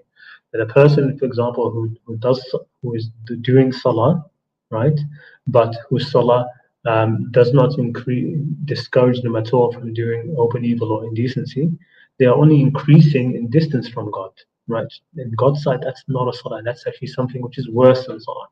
It's negative, right? It's waylun lil musallin, right? Like that verse. The same thing with fasting, right? A person who fasts but doesn't give up a lot of the evil, then in the hadith, there's a hadith which actually says that, right? Person who fasts but doesn't give up backbiting and slandering, these sort of things, then God has no need of his giving up his food and drink. That it's meaningless, right? To fast, not eat and not drink, and not have sex, but then engage in all of the filth that you want. No, it's the point of the fast is for taqwa, right? كتب عليكم الصيام كما كتب على الذين من قبلكم لعلكم تتقون. So you can arrive at taqwa. So if somebody is engaging in song and is engaging in the opposite of taqwa, right? Opposite of taqwa, then that's not real song in God's sight. It's song which it's meaningless, it's negative. God doesn't want it. Same thing with salah. Somebody could engage in the ritual, but the ritual is supposed to be for dhikr, for remembrance of God. It's supposed to be for dhikr. Right? So if somebody is engaged in salah, but that salah is not increasing them in dhikr of God, remembrance of God, which will lead to these other things which you are saying, right? These things are these things are what salah is supposed to lead to, right? But if somebody's not engaging, then you're right. Okay, that's it's a meaningless ritual. It's just a physical, empty thing. It's something which God, looks down upon, and and it will be a source of woe. It will be something against the person. It will be something that's for them. Right, and the same thing of charity. Again, so all of these things that we do physically, because we are physical and spiritual beings, right? Sometimes we need to do physical things to bring us to things. I mean, even when it comes down to the idea of modesty and hijab and these sort of things, people talk about hijab, that it's only, some people say the hijab is internal. I can wear what I want. I'm talking about food. There's no such thing as hijab, really, of course, but we're talking about, dress, right? Jalabib and what the Quran does mention in terms of modesty. No, you can't. You say I can just wear what I want, and modesty is what's inside. Why? Because the Quran talks about libas taqwa, ذلك خير, right? God says that the best dress is a dress of taqwa, right? So there are things in the Quran is given arguments. It's rhetorical sometimes. We don't need to take things that literally. When the Quran talks about the salah at the house was only clapping and this. It's being rhetorical. It's just saying that it's just for show. It's all just for show. There's nothing. There's no substance behind it, right? What matters to God is the substance, right? إِلَّا مَنْ أَتَى اللَّهَ بِقَلْبٍ سَلِيمٍ, except he who comes to God with a sound heart. And there are things which God has prescribed, which are to help us to correct our hearts, right? And salah, having a ritual of remembrance, that's one of them that can help, right? That does help, to be of a person of dhikr, not be a person of ghafla. That's the other thing that Quran talks about, right? لا تكون من الغافلين. Don't be of those who are negligent. Ghafla is just to sort of like, go with the flow, forget, don't, be forgetful, not be reminded, not think of anything, just, moving along. So don't be a person of ghafla, be a person of dhikr. And putting yourself into a ritual which makes you remember, that has that effect. Okay, that has that effect. It spills out. If you are doing a 5 times daily prayer where you're actually remembering God, right? And you're doing that day after day, that time that you have the remembrance of God in Salah, it extends. People who are I don't want to say adept at Salah, but people who actually do Salah the way it's supposed to be, they feel that. They finish Salah, and that connection that they had in their hearts with God, that remembrance they have of Allah inside their heart, that stays. It stays and extends beyond that, for the next half an hour, for the next hour, however long it is. If the person is really a person of real Salah, it will extend right until the next Salah. Sometimes there'll be something that you do in the middle which breaks that. It takes you out of that remembrance, and you leave it, and then you go back the next time we have some time again to refocus. So I think it's just that to me, you're pushing too much at one level, right? And it's not mutually exclusive. It doesn't have to be that the ritual salah cannot lead to a lot of the things that you're talking about. I think it does. I think it's supposed to. And I think if it doesn't, then that's something which is blameworthy, definitely. But we as physical creatures need these kind of things. We need these kind of things to focus ourselves, right? Even a direction of prayer. These kind of things. It's important for focusing everybody together. Even the time for Ramadan for fasting. Allah could have just said, have 30 days of fasting whenever you want.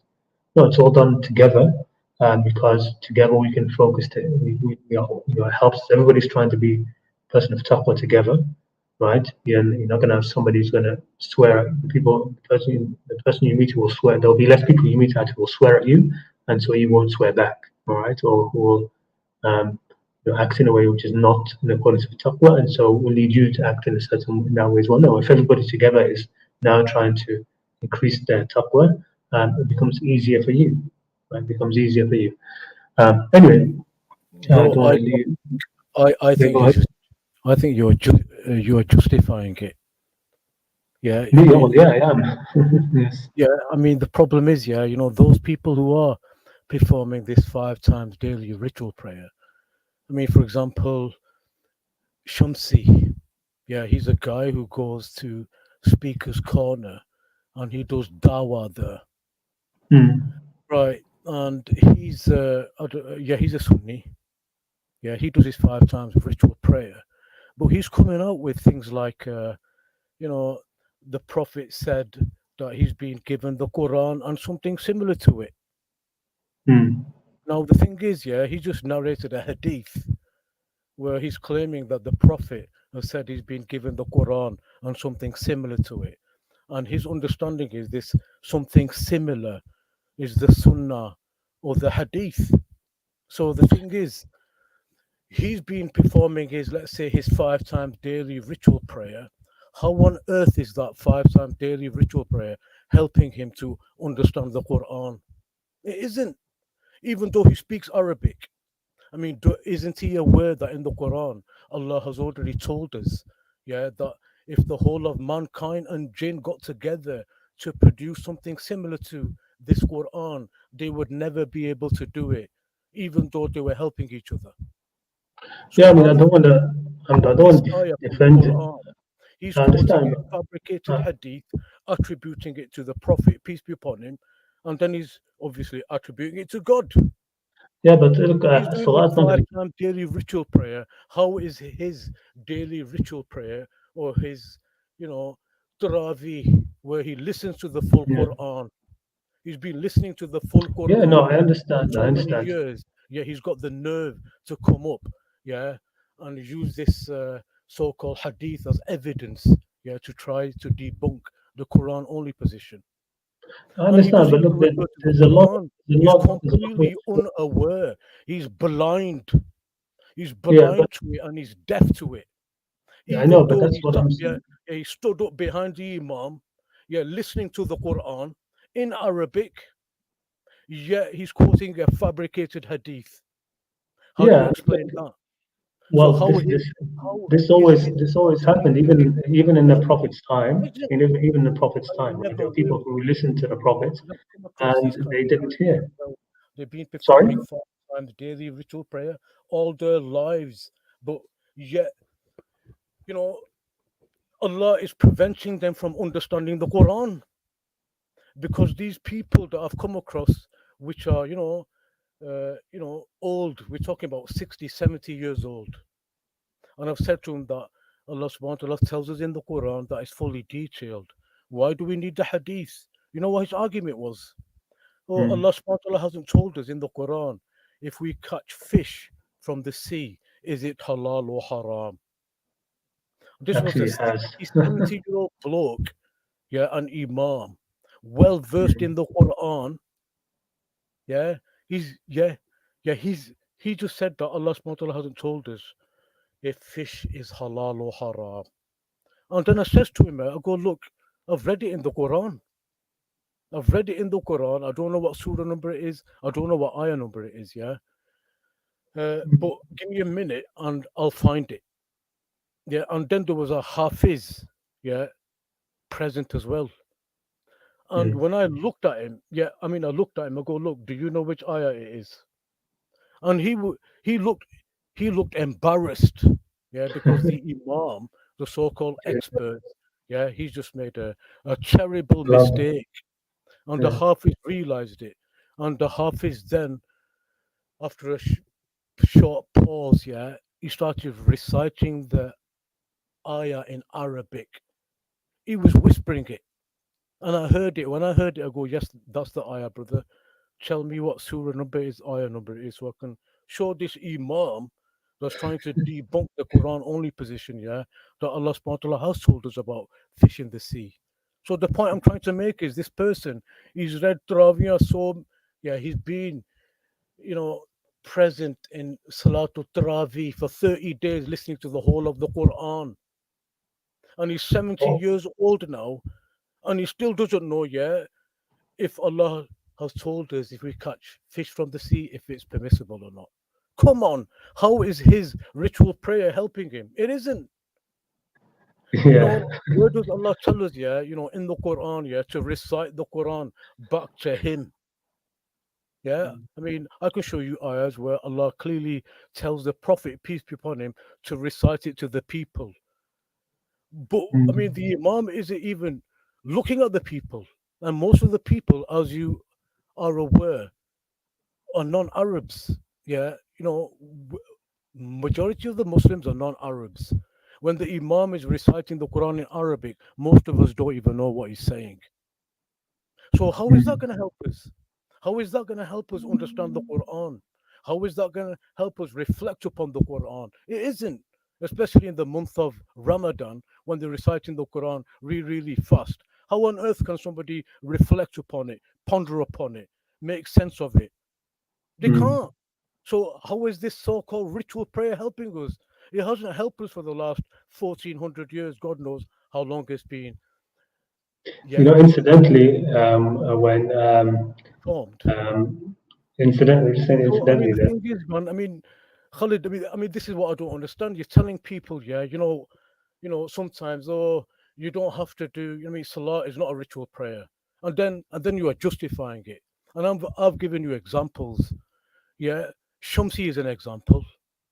Yeah, he's not even yeah, quoting the but Quran. look, Allah look, says if the you're Quran mixing, and then Ivan, together. Will you you're stop? mixing issues here, though. When Can it you, comes to you people like can't do it. Shamsi, yeah, but when it And comes what to is he people like saying? He's Shamsi, quoting when it comes hadith. to, just hold on a Hadith minute, hold on. according to the Quran. So how is this 5 times ritual prayer helping him? And Yeah, will it just hold ever on. help? Yeah, Yeah, will because he one it's not. day during his ritual prayer, yeah, come to know that there is an ayah in the Quran which completely debunks that hadith, destroys Yeah, that hadith? When is he going to look, realize that?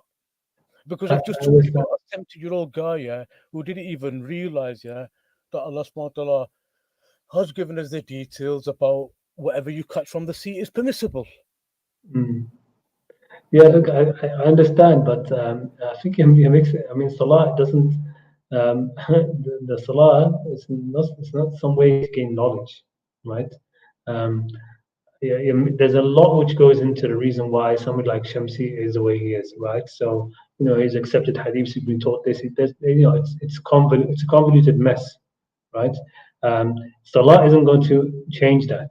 But on the flip side, don't think for a moment there are people who say exactly what Shamsi say, Shamsi says, but their salah, all right, is something which actually does do exactly a lot of what um, the a lot of what the Quran says, the things which you mentioned, right? Their salah does help them to achieve a lot of that as well, like the be of the Musallin. There are people like that, right? There are people who think that, who think have these ideologies, these things, these dogmas in their minds, right? Um, and the salah does help them. Like, for example, there will be people. Im Shamsi is, I don't believe people like Shamsi. I mean, I don't want to talk about him like this, but I don't people like him are like that, right? So, for example, one of the things which in Surah Al-Ma'arij, in Surah 17, it says, وَالَّذِينَ هُمْ بِشَهَادَاتِهِمْ قَائِمُونَ, that those who, testify, they have their shahada, they stand up for their shahada, right? Um, the Musallin do that. People who have salah do that, right? And to be a shahid, to have a testimony, you have to actually be shown something. Then you will find people like this who are whose salah has made them people who will, when the time comes to testify, they will testify correctly. The person that you mentioned, the next to the imam, the hafiz, right? You asked him when about this salah. If it was somebody else who he could have said, no, I'm not, I don't know this verse, right? He said he was embarrassed. Why was he embarrassed? Why was he embarrassed? He wasn't just embarrassed because the imam didn't know. It wasn't because he knew that he has to say something. God is watching. He's remembering God at that time. He knows that no, I should say something. I should say, this is the shahada now. I must give this verse, right? So that helped that person. For example, I mean, we don't know the exact link. I can't like say that it's because he's a person who did salah, he became like that, right? But that's the person who does salah in the mosque, right? And he came out with the shahada. He gave his testimony, even against the imam, right?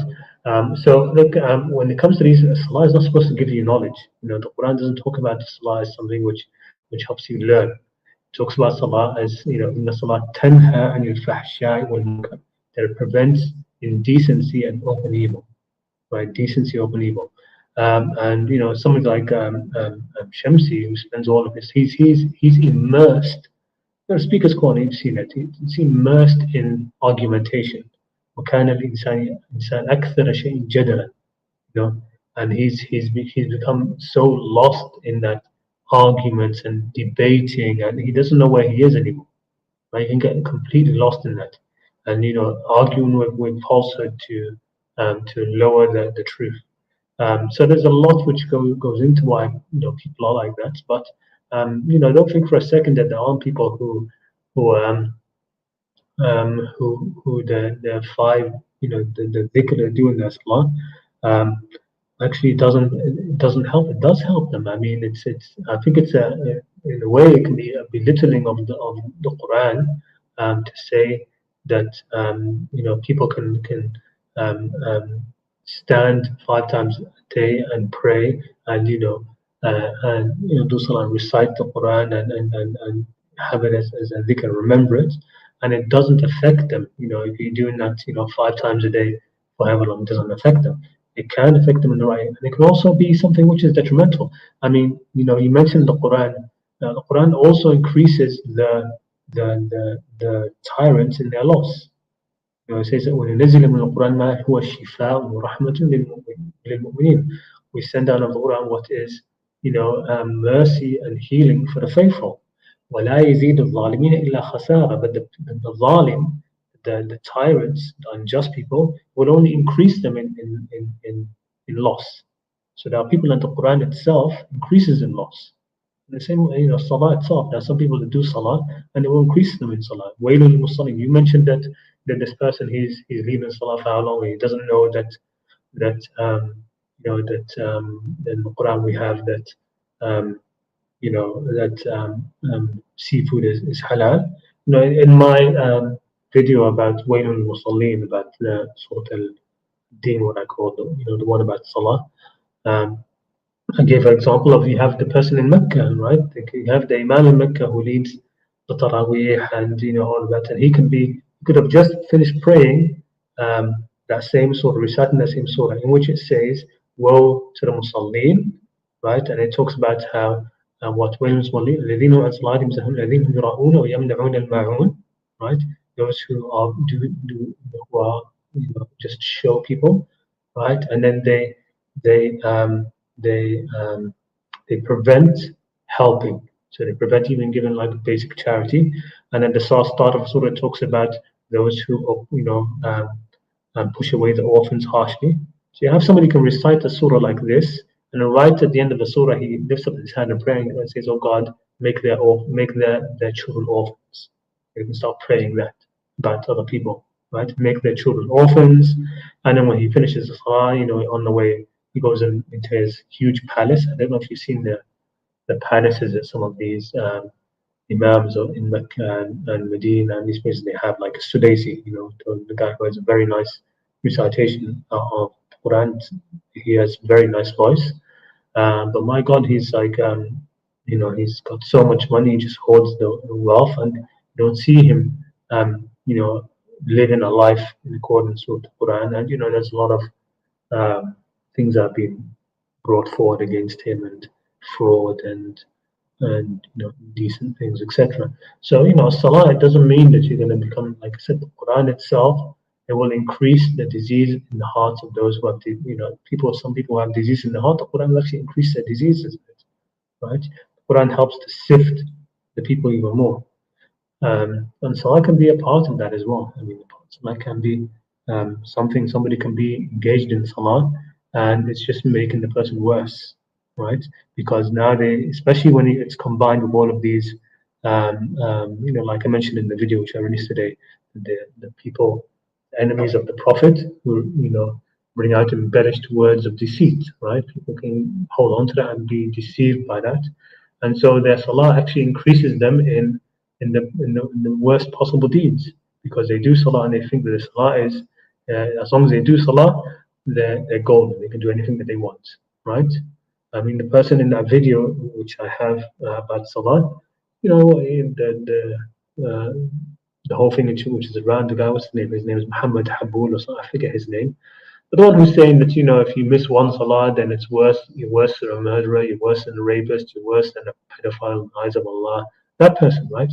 I mean, people. Anybody taking that seriously would mean what? And they do salah. They think their salah gives them confidence to do a lot of these terrible deeds, these terrible things, right? So there is a salah which makes you worse. Right? It doesn't actually help you. It makes you worse. Just like I said about charity, there's charity that you can give and it makes you a worse person. It takes you away. So it's not that I'm justifying. I think what I'm saying is that um, I think you're looking at it too atomized. You're sort of like just focusing on one thing and saying that is salah, and saying that any ritual can't be a part of that. I see that it can be a part of that. Anyway, look, Ayman, I don't want to spend too much more time on this topic. Is there anything else you want to add for anybody else who's interested in your view? And by the way, tell us also about the app that you were developing. How has that gone? How is that coming together?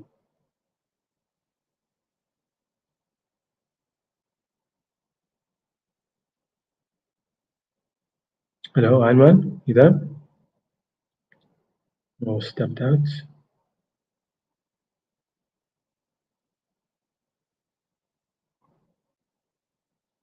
Looks like he's changing we've got a different verse on the screen from him there. Let me just take this moment to look quickly at the chat, even though there's a lot of comments now, which I don't think I'll be able to in any way get back to. Assalamu alaikum, breadwinner. See a lot from you.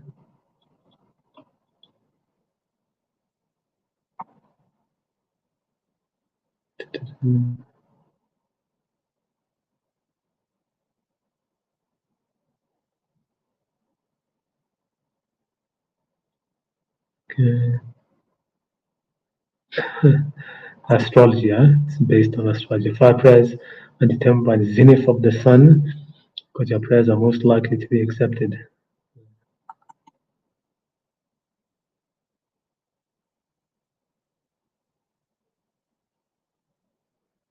Even angels join when God is remembered. That is true.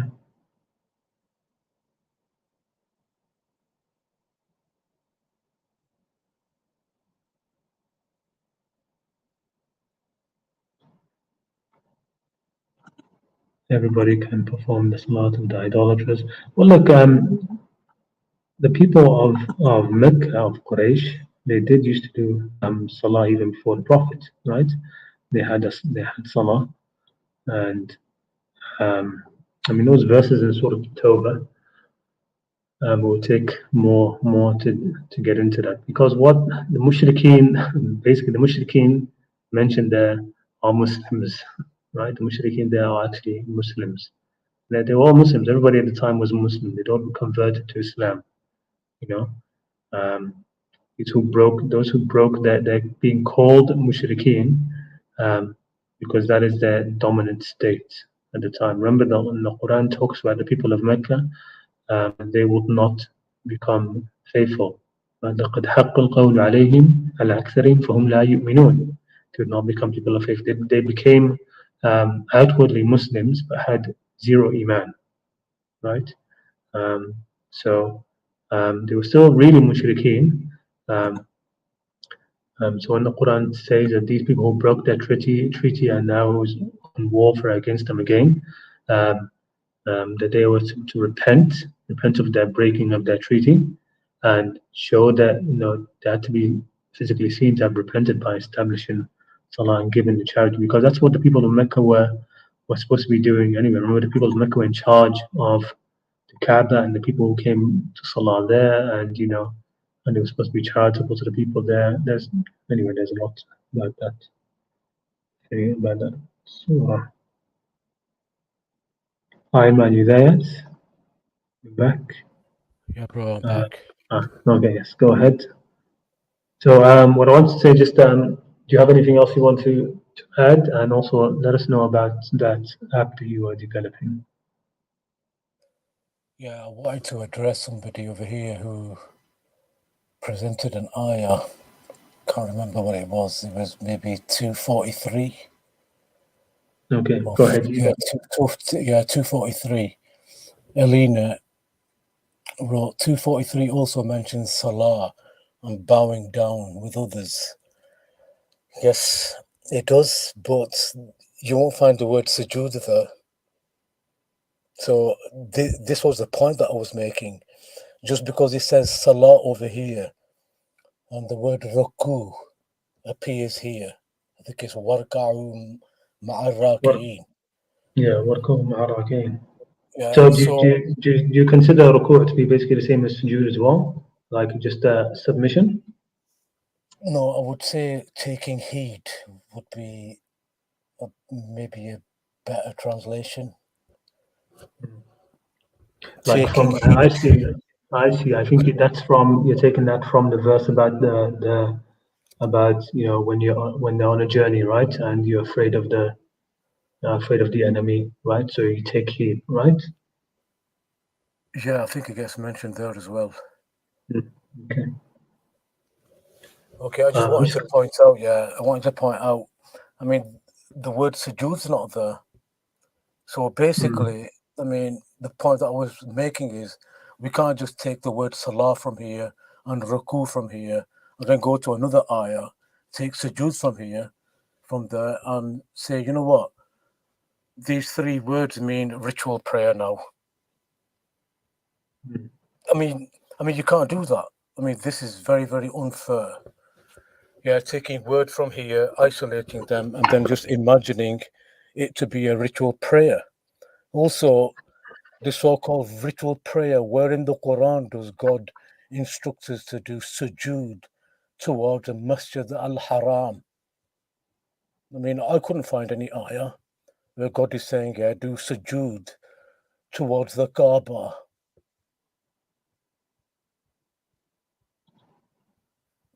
Yeah. Also, like I said, yeah, I haven't found any ayah where God is instructing the believers to recite the Quran back to Him. I mean, are we trying to teach God our deen by reciting it back to Him in our so-called daily ritual prayers? I mean, the Quran is meant to be recited to the people. It's a guidance for the people so that the people can come out of the darkness into the light. But yeah, so reciting it back to God, we're basically instructing God to do things. When we say Qul huwallahu ahad, we're instructing God to say Huwallahu ahad. He is Allah the One. I mean, is this what God wants us to do? Recite the Quran back to Him, or sing it back to Him? Because that's exactly what's happening. I mean, we are singing the Quran back to God. Yeah. So this is, you know, we think that we are pleasing God by performing these so-called 5 times daily ritual prayers. And you're not going to find any of these details in the Quran. The only way you're going to think that Salah is a ritual prayer is if you imagine it. You got to imagine it, yeah, for it to be a ritual prayer. I mean, nowhere in the Quran does God say, yeah, it's a 5 times ritual prayer. Khamsa Salah. Yeah, Khamsa being 5, I think. Yeah, we have to imagine it. Yeah, and all this is coming from the hadiths. Yeah, and even if you look at the hadith, yeah, you will not be able to construct this physical ritual prayer in detail from beginning to end. So, I mean, where are we getting it from? I mean, to me, I see this ritual prayer as some kind of fusion, yeah, of rituals from other religions which are man-made, like Zoroastrian. They've got a 5 times daily ritual prayer as well. At similar times as well. Yeah, and on top of that, the word Ameen, which is recited after Surah Fatiha, where is that from?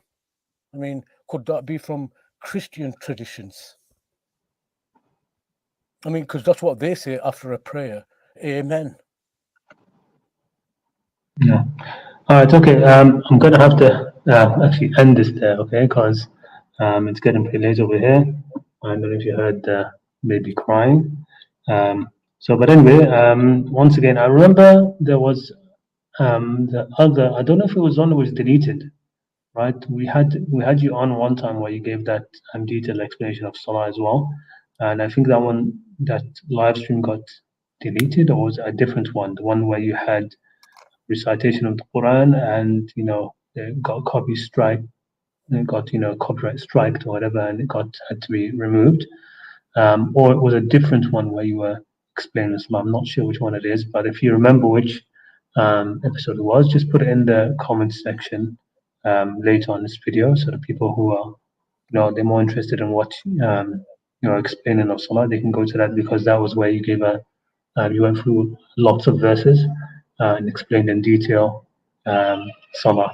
But anyway, I'm going to have to end this there. So thank you very much, Ayman, for coming on. Everybody else, thank you also for coming on to this live stream. There wasn't anybody else backstage, by the way, who wanted to say anything, but it's okay. Yeah, that's it. Okay, so Assalamu alaikum. Thank you, Ayman. Peace and blessings. Assalamu alaikum, everybody. Thank you so much, and see you maybe next week or the week after, more likely. Assalamu alaikum.